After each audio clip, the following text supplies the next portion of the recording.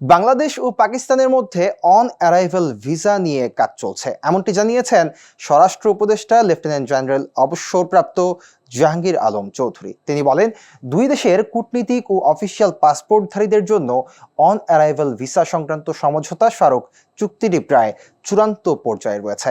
পাকিস্তানের স্বরাষ্ট্রমন্ত্রী মাহসিন রেজা নাকভি বর্তমানে ঢাকায় সফর করছেন। বুধবার 24 জুলাই তিনি সচিবালয়ে স্বরাষ্ট্র উপদেষ্টা জাহাঙ্গীর আলম চৌধুরীর সঙ্গে সৌজন্য সাক্ষাৎ করেন। এ সময় স্বরাষ্ট্র উপদেষ্টা জানান, পাকিস্তানে বাংলাদেশের দূতাবাসের ভবন নির্মাণের প্রক্রিয়া চলমান, সেখানে আপাতত এমআরপি পাসপোর্ট কার্যক্রম চালু রয়েছে। দূতাবাস ভবন নির্মাণ কাজ শেষ হলে সেখানে ই পাসপোর্ট কার্যক্রম শুরু করা হবে। স্বরাষ্ট্র মন্ত্রণালয়ের বিজ্ঞপ্তিতে বলা হয়, বৈঠকে দুই দেশের মধ্যে মাদক ও সন্ত্রাস দমন, রোহিঙ্গা ইস্যু, সাইবার অপরাধ দমন সহ বিভিন্ন বিষয় নিয়ে আলোচনা হয়।